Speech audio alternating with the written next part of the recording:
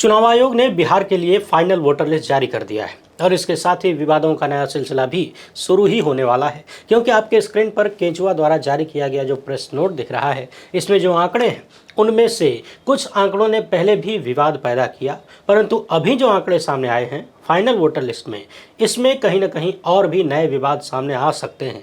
मगर सबसे ज़्यादा महत्वपूर्ण बात यह है कि क्या विवादों के आने, उन पर चर्चा होने, उन पर शिकायत और निपटारे का समय चुनाव आयोग बिहारियों को देगा, या फिर जल्द से जल्द चुनाव का ऐलान करके सबको चुनाव की तैयारियों में उलझा दिया जाएगा और फिर वो टारगेट पूरा हो जाएगा जिसके लिए सुप्रीम कोर्ट के आदेश को पलटते हुए गुजराती जोड़ी ने ज्ञानेश कुमार को कुर्सी पर बिठाया था। इस प्रेस नोट में जो आंकड़े हैं वो क्या बोल रहे हैं उसको तो समझेंगे ही, साथ ही याद करेंगे कि किस तरीके से चुनाव आयोग ने आनन फानन में SIR का ऐलान किया, बिहार में पिछले 2-3 महीनों में कितनी उथल पुथल रही, आम जनता से लेकर सरकारी कर्मचारी तक कितने परेशान रहे, चुनाव आयोग ने कौन कौन से दावा किया और हकीकत में जमीन पर क्या नजर आया, और तमाम गड़बड़ियों की जो रिपोर्ट सामने आई उनको भी हल्का हल्का याद करेंगे। इसलिए वीडियो को पूरा देखिएगा। पहली बार है तो चैनल को सब्सक्राइब करके घंटी बजा दीजिए टन। सबसे पहले अपनी स्क्रीन पर चुनाव आयोग का ये प्रेस नोट देखिए। इसमें बताया गया है कि हमने एकदम सफलतापूर्वक SIR की प्रक्रिया को पूरा कर लिया है और अब अंतिम मतदाता सूची जारी कर दी गई है। चुनाव आयोग का कहना है कि 24 जून 2025 को बिहार में कुल 7,89,00,000 रजिस्टर्ड वोटर थे। ड्राफ्ट लिस्ट में 65 लाख नाम हटाए गए और 1 अगस्त को जो लिस्ट जारी की गई उसमें 7,24,00,000 से ज़्यादा नाम शामिल थे। इसके बाद ड्राफ्ट वोटर लिस्ट से 3,66,000 अयोग्य वोटरों को हटा दिया गया है फिर से, और फॉर्म 6 के जरिए 21,53,000 से ज़्यादा नए वोटर जोड़े गए हैं। यानी अब फाइनल वोटर लिस्ट में जो कि 30 सितंबर यानी आज ही जारी हुई है, इसमें 7,42,00,000 से ज़्यादा वोटर शामिल हैं। यानी 24 जून को बिहार में रजिस्टर्ड वोटरों की संख्या 7,89,00,000 थी और अब रजिस्टर्ड वोटरों की संख्या 7,42,00,000 है। इन आंकड़ों को कई हिसाब से जोड़ घटाकर देखा जा सकता है।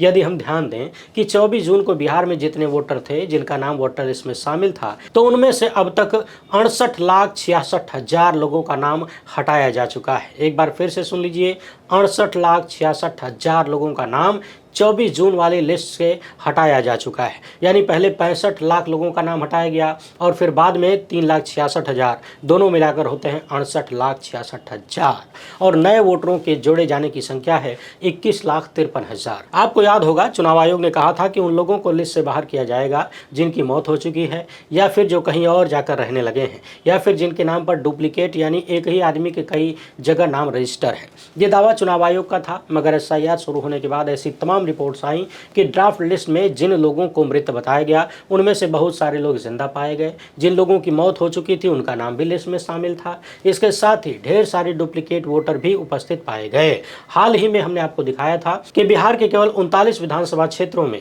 1,88,000 से ज्यादा दोहरे वोटर का मामला सामने आया। रिपोर्टर्स कलेक्टिव ने इस बारे में विस्तार से रिपोर्ट किया था। इसी तरह से एक रिपोर्ट सामने आई जिसमें बताया गया कि 142 निर्वाचन क्षेत्रों में 5,56,000 से ज्यादा संदिग्ध डुप्लीकेट वोटर पहचान पत्र मिले। मिलते जुलते फोटो ID वाले सैकड़ों डुप्लीकेट वोटर पाए गए। इसी तरह की एक और कहानी सामने आई जो अभी 1-2 दिन पहले ही हमने आपको विस्तार से दिखाया था। इस वीडियो में नहीं देखे हैं तो जाकर जरूर देखिए। केवल एक विधानसभा क्षेत्र में भाजपा विधायक के लोगों ने 80,000 मुस्लिम वोटरों का नाम डिलीट करने के लिए बाकायदा BJP के लेटर हेड पर लिखकर चुनाव आयोग के पास भेजा था। यानी पूरी की पूरी मुस्लिम आबादी के वोटर को ही हटाने का प्लान।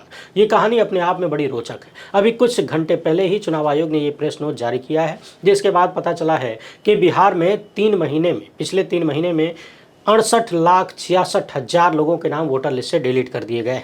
अब सवाल ये है कि जो लोग जिंदा थे उन्हें मृत बताकर या स्थानांतरित बताकर लिस्ट से बाहर किया गया, क्या उन लोगों को भी शामिल किया गया है इस फाइनल लिस्ट में? जो डुप्लीकेट या ड्यूबियस वोटर पाए गए थे, क्या उन्हें हटाया गया है?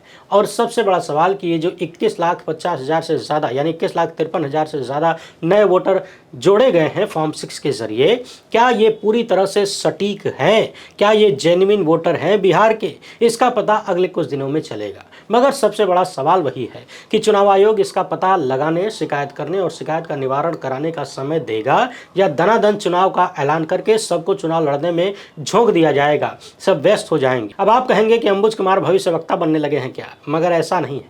व्यक्ति का इतिहास देखकर उसके भविष्य का अनुमान तो लगाया ही जा सकता है। और केंचुआ की पिछले कुछ वर्षों की कार्यशैली यही रही है। सवाल पूछने पर सवाल पूछने वालों को ही निशाने बनाने लगना, डराना, धमकाना, हड़काना। सवाल करें चुनाव चुनाव आयोग से तो जवाब आता है बीजेपी से। चुनाव आयोग एकदम छुई मुई बनकर बैठा रहता है, तो उसके पास किसी के सवाल का कोई जवाब नहीं है। नेता प्रतिपक्ष सवाल करते हैं तो उनको धमकाने लगता है कि 1 सप्ताह के भीतर हलफनामा दीजिए, नहीं तो माफी मांगिए, और जब उल्टा दांव पड़ता है तो फिर गायब रहता है दुम दबा के। वैसे एक महत्वपूर्ण सवाल ये भी है, आंकड़े लिखने में भी चुनाव आयोग बड़ी अजीब हरकत दिखाता है। आप इस लिस्ट में ही देखिए, करोड़ और लाख में आंकड़े दिए हुए हैं और नीचे छोटा सा लिखा है figures are rounded to nearest digit of lakh. आखिर पूरी संख्या लिख देने में कितनी मेहनत और कितनी जगह लग जाती। नियरेस्ट नंबर लिखने का क्या मतलब होता है? लोकतंत्र में एक एक वोट कीमती होता है। मैं यहाँ कोई आरोप नहीं लगा रहा हूँ, ये नहीं कह रहा हूँ कि इसमें भी कोई कांड है, हो सकता है अन्य जगह पर पूरा आंकड़ा लिखा हुआ हो, मगर जो संस्था सर से लेकर पांव तक आरोपों से घिरी हुई है, जिस पर भरोसा दिन पर दिन टूटता जा रहा है, उसकी हर हरकत संदेहपूर्ण नजर आती है। आखिर यहाँ पूरा नंबर लिखने में क्या तकलीफ हो जाती? वैसे यहाँ एक और संख्या पर ध्यान दीजिएगा, वो ये है कि 24 जून को बिहार में कुल रजिस्टर्ड वोटरों की संख्या 7,89,00,000 थी और इसमें 21,53,000 नए वोटर जुड़े हैं। यानी अगर 68,66,000 से ज्यादा नाम काटे न जाते तो आज बिहार में रजिस्टर्ड वोटरों की संख्या 8,10,00,000 के पार होती। इंडियन एक्सप्रेस ने लिखा है कि अभी जो चुनाव आयोग ने फाइनल वोटर लिस्ट में 7,42,00,000 वोटरों की नई संख्या दी है, ये जून वाली संख्या से 6% कम है, 6%। यानी इस SIR में चुनाव आयोग ने कुल 68 लाख से ज्यादा नाम हटाए और 21,53,000 नए नाम जोड़े। यदि इस जोड़ घटाव में हम देखें तो 47 लाख कुल वोटों की संख्या कम हो रही है। SIR की चर्चा करते हुए चुनाव आयोग ने कहा कि तेजी से बढ़ते शहरीकरण, लगातार पलायन और युवा नागरिकों का वोट देने के योग्य होना, मौतों की सूचना न देना और विदेशी अवैध प्रवासियों के नाम शामिल करने जैसे कई कारणों से गहन संशोधन की आवश्यकता पड़ी है ताकि त्रुटि रहित लिस्ट बनाई जा सके। चुनाव आयोग ने कहा था कि 1 जुलाई 1987 से पहले जन्मे सभी लोगों को अपनी जन्मतिथि या जन्म स्थान प्रमाणित करने वाले दस्तावेज जमा करने होंगे। 1 जुलाई 1987 और 2 दिसंबर 2004 के बीच जन्मे सभी लोगों को अपने और अपने माता पिता में से किसी एक के दस्तावेज जमा करने थे। 2 दिसंबर 2004 के बाद जन्मे सभी लोगों को अपने माता और अपने पिता दोनों के दस्तावेज जमा करने थे। फिर इस प्रक्रिया को लेकर सुप्रीम कोर्ट में भी कई सारी याचिकाएं गईं। सुप्रीम कोर्ट का कैसा रवैया रहा ये हम सब ने देखा, याद तो होगा ही। आदेश देने की बजाय सुप्रीम कोर्ट सलाह देता रहा। इस मामले की सुनवाई जस्टिस सूर्यकांत कर रहे थे, वही जो हाल ही में भारत के चीफ जस्टिस होने वाले हैं और जो भाजपाई मुख्यमंत्री के यहाँ शाम को डिनर करने पहुँच जाते हैं ढेर सारे जजों को लेकर। और हमने बार बार इस पर चर्चा किया कि ऐसा लगता है कि जानबूझकर चीज़ों को डिले किया जा रहा है ताकि चुनाव आ जाए। और अब देखते जाइए, चुनाव आयोग का बिहार चुनाव का ऐलान करना ही सारी तस्वीर साफ कर देगा। वैसे कहने को तो सुप्रीम कोर्ट ने कहा ही था कि अगर कोई गड़बड़ी पाई गई तो पूरी प्रक्रिया को ही रद्द कर देंगे, हमारे पास इसकी क्षमता है। हालांकि ये कौन नहीं जानता है कि सुप्रीम कोर्ट के पास क्षमता है, मगर क्षमता का प्रयोग किसके लिए, किस रूप में हो रहा है, ये भी छुपा हुआ नहीं है। लंबे प्रयासों के बाद सुप्रीम कोर्ट से एक आदेश निकला कि चुनाव आयोग आधार कार्ड को भी 12वें दस्तावेज के रूप में शामिल करे, मगर इनमें एक लाइन चुपके से जोड़ दिया गया कि इन दस्तावेजों को प्रमाणित करने के लिए अन्य दस्तावेज मांगे जा सकते हैं। यानी वही बात जो पहले से बीमारी थी। सवाल है कि अन्य दस्तावेज होते तो आधार की मांग ही क्यों उठती? जो अमित मालवीय और भाजपा के लोग हफ्तों पहले कह रहे थे, उसे ही सुप्रीम कोर्ट ने अपने आदेश में कहीं न कहीं दोहराते हुए दिखा। तो कुल मिलाकर डॉक्यूमेंट्स मांगने के मामले में चुनाव आयोग जो चाहता था वो सुप्रीम कोर्ट से भी मिला। SIR की शुरुआत के साथ ही वरिष्ठ पत्रकार अजय अंजुम ने बिहार में जमीन पर जाकर प्रक्रिया में जो गड़बड़ी दिखाई उसे पूरी दुनिया ने देखा। सबको पता चला कि किस तरीके से मृत लोगों के फॉर्म भी हस्ताक्षर करके जमा कर दिए गए। ऐसे मृत लोगों को, ढेर सारे लोगों को राहुल गांधी ने भी दिल्ली में बुलाया, उनके साथ बैठ के चाय पी, हम सब ने देखा। चुनाव आयोग ने इन सबको मार दिया था। बहुत सारी गड़बड़ियों के आरोप लगे, मगर चुनाव आयोग सबको गलत बताते हुए अपनी ढिठाई करता रहा। बार बार सवाल उठता रहा कि जिस वक्त बिहार में बाढ़ चल रही है, लोग अपना घर बार और अपनी जिंदगी बचाने में जूझ रहे हैं, उसी वक्त SIR की क्या जरूरत थी? पहले काहे नहीं करवाए? मगर जरूरत क्या है, किसको है, किसकी कुर्सी बचाना है, ये आप सबको पता है।